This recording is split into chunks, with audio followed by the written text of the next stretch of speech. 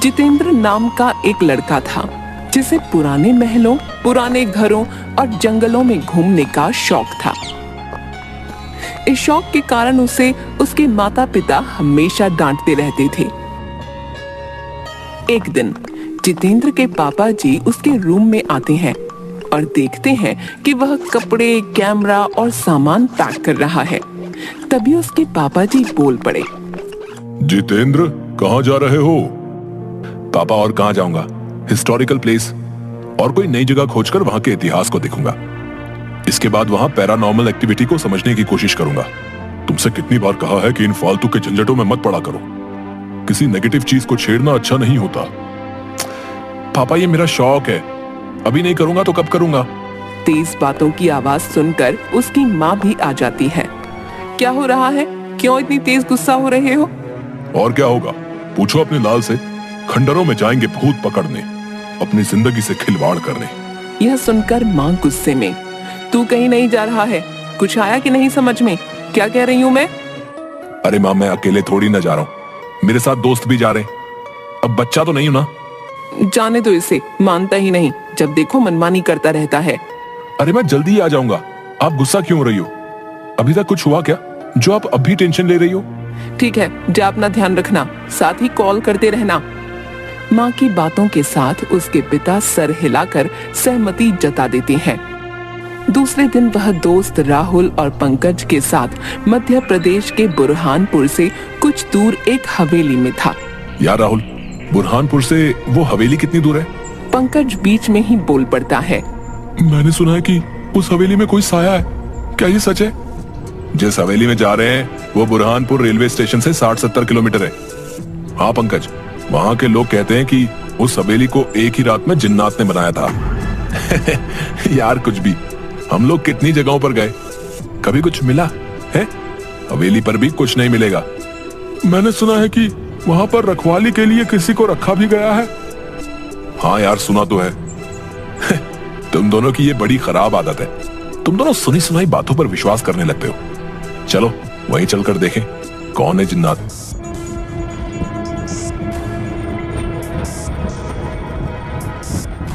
Train से railway station उतरने के बाद चलो किसी होटल में जाकर फ्रेश हो लिया जाए।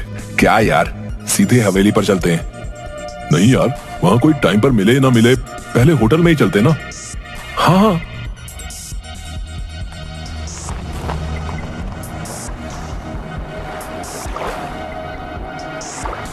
फिर तीनों होटल में जाते हैं। वहाँ भी हवेली के बारे में वो बात कर रहे होते हैं। मैं तो बहुत एक्साइटेड हूँ हवेली पर जाने के लिए।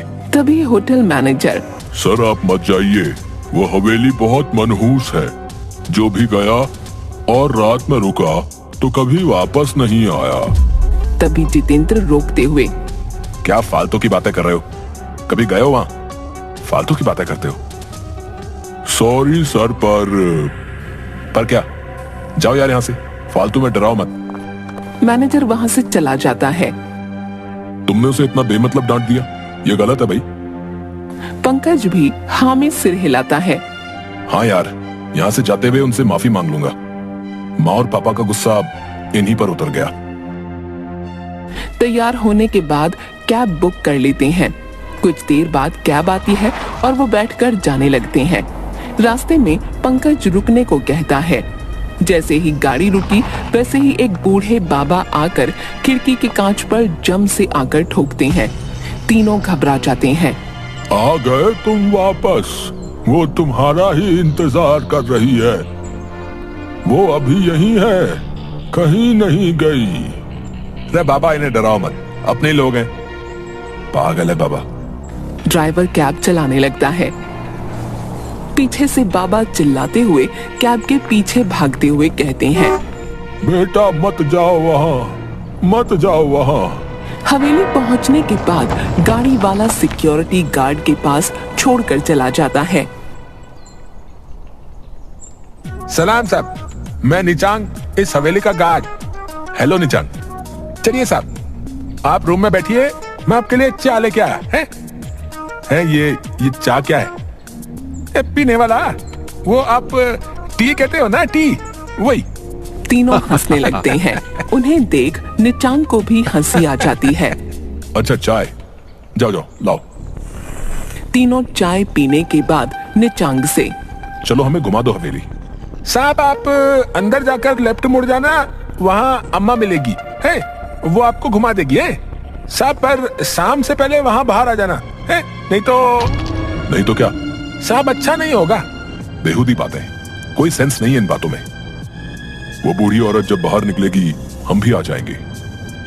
नहीं साहब, अम्मा को वो कुछ नहीं करेंगे, आपको कुछ हो गया तो मेरी नौकरी खतरे में आ जाएगी है?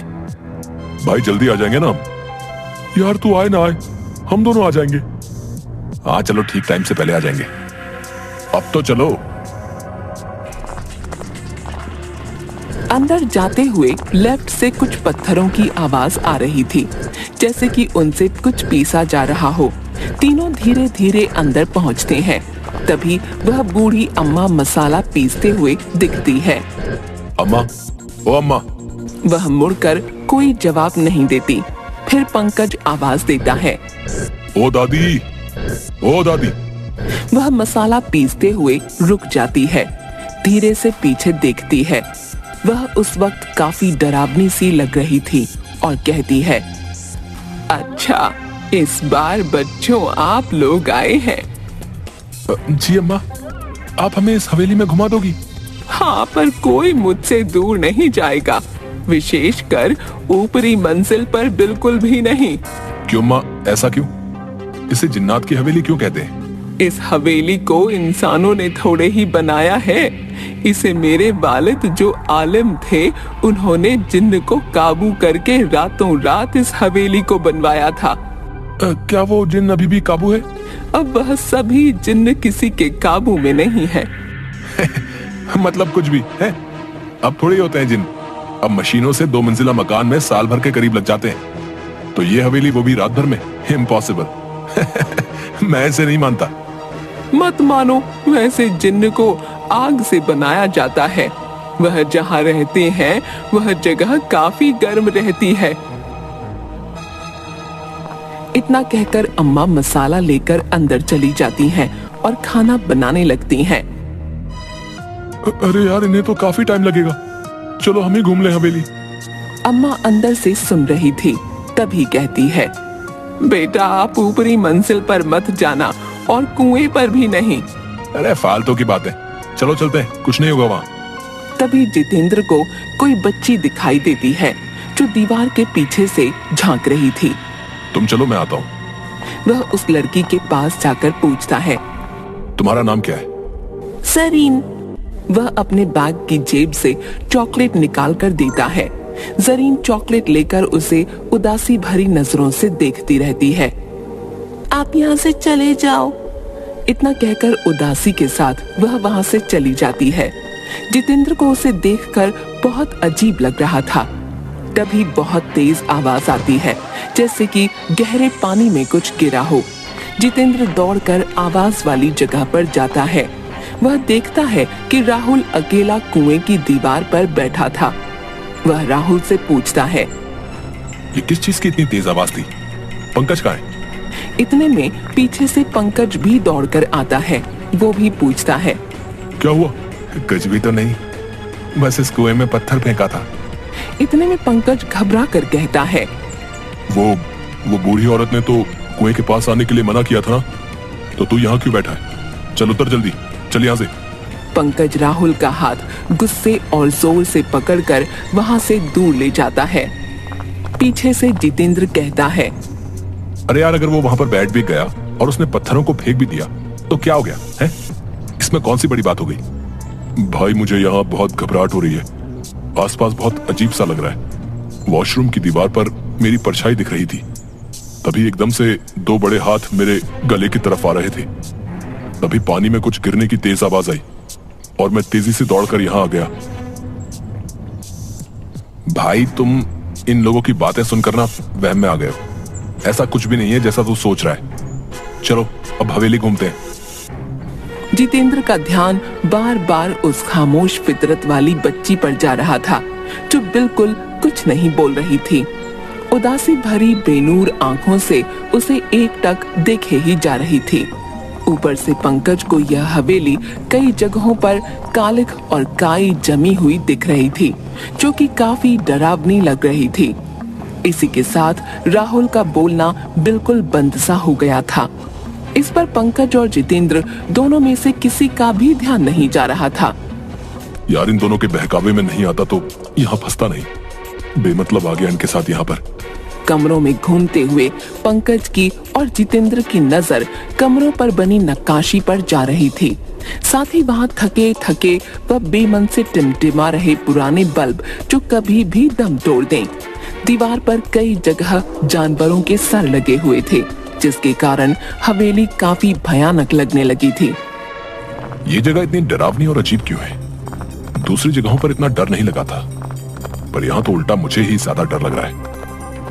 कुछ यहाँ जो पर्दों में छिपा है। धीरे धीरे वह वापस आंगन में बूढ़ी अम्मा के पास पहुंचकर उनके पास बैठ गए। जितेंद्र के मन में बहुत सारे सवाल आ रहे थे।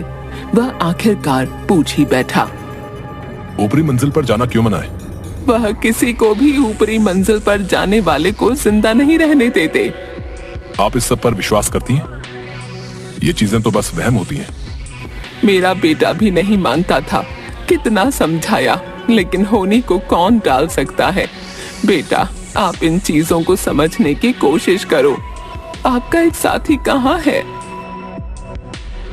पंकज और जितेंद्र दोनों उसे ढूंढने लगते हैं। इतने में वह जरीन लड़की जितेंद्र को मिल जाती है।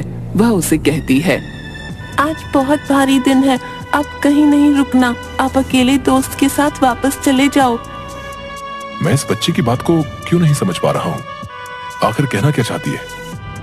बेटा, आप क्या कहना चाहती हो? थोड़ी देर में आपका यहाँ से निकलना मुश्किल हो जाएगा। आप और आपका एक दोस्त, आप दोनों चले जाओ। जाने कब राहुल को ढूंढने ढूंढने में पंकज सबसे ऊपरी मंजिल पर पहुंच गया। उसे मालूम ही नहीं चला। उसे ऊपरी मंजिल के एक कमरे में काफी तेज रोशनी हो रही थी। उसने आवाज लगाई, राहुल तू है ना इस रूम में? मुझे डरा मत, कुछ बोल तो सही। अंदर से सिर्फ की आवाज आती है, जिसके कारण पंकज घबराने लगता है। इसके बाद वह जोर से चिल्लाता है, राहुल बाहर निकल जल्दी। पंकज की आवाज नीचे जितेंद्र के पास जाती है। वह समझ जाता है कि पंकज सबसे ऊपरी वाली मंजिल पर है। वह भी तेजी से ऊपर जाने लगता है। वह छोटी बच्ची उसे रोक लेती है। ऊपर पंकज गेट खोल लेता है और एक जोरदार चीख के साथ तेज रोशनी दिखाई देती है। फिर पंकज का शरीर धीरे धीरे नीचे आने लगता है, जैसे कि पानी पर तैर रहा हो। यह सब जितेंद्र की आंखों के सामने हो रहा था। एकदम से ये सब देखकर जितेंद्र वहीं बेहोश हो जाता है। जब वह आंखें खोलता है तो वो अपने आप को अम्मा के रूम में उनकी गोद में सर रखे पाता है। वह घबराकर बैठ जाता है और उठकर बाहर जाने लगता है। अम्मा उसका हाथ पकड़ लेती है। अब कोई फायदा नहीं है, अब रात हो चुकी है। तुम इस कमरे से निकलते हो तो तुम्हारा हाल भी दोस्तों जैसा हो जाएगा। देखना चाहते हो तो खिड़की के छेद में से देखो, खिड़की मत खोलना।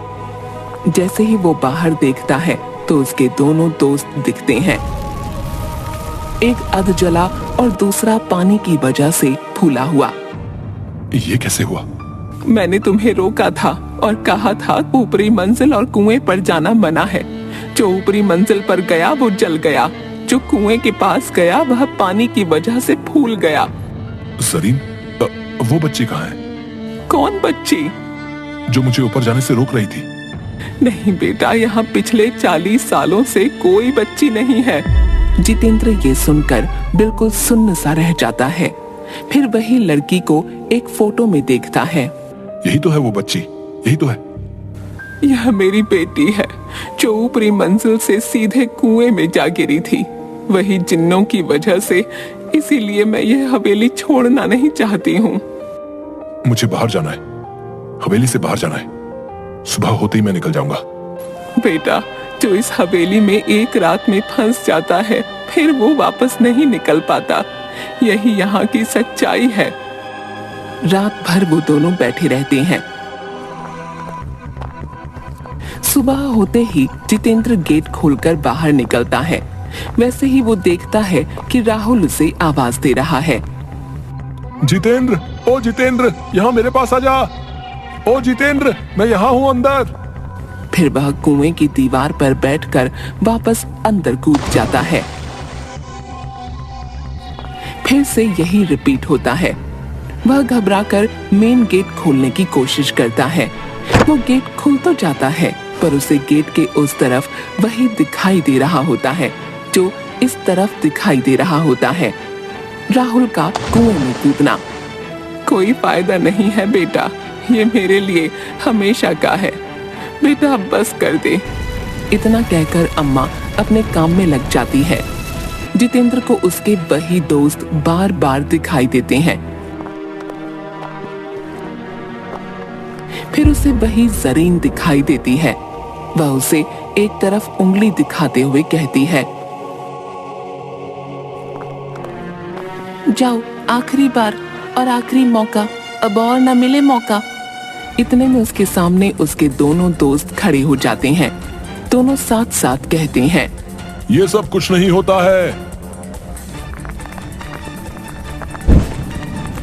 फिर दोनों जितेंद्र को मारने के लिए अपने हाथ बढ़ाते हैं। तभी वही बच्ची उसे बचाकर बाहर निकाल देती है।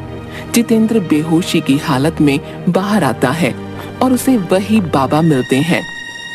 बेटा, मैं कह रहा था, वो तुम्हारा इंतजार कर रही है, वो तुम्हें छोड़ेगी नहीं।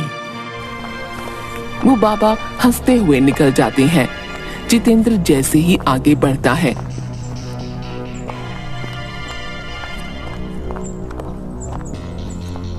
उसे एक गाड़ी दिखती है। उसमें भी 3 दोस्त उसी हवेली में जाते हुए दिखते हैं। वही सीन वापस से उसे दिखने लगता है, पर वो बाहर होता है। गाड़ी में कोई और होते हैं। जाते जाते वह वापस मुड़कर देखता है तो वो बच्ची उसे ही देख रही होती है। उस बच्ची के साथ भी वही हादसा होते हुए उसे दिखता है। बच्ची को आग लगती है और वो नीचे गिरने लगती है। अब जितेंद्र समझ गया था कि जिंदगी अनमोल होती है, बड़ों का कहना मान लेना चाहिए। वह मान गया था कि किसी भी शक्ति को नकारा नहीं जा सकता है, चाहे वह नेगेटिव हो या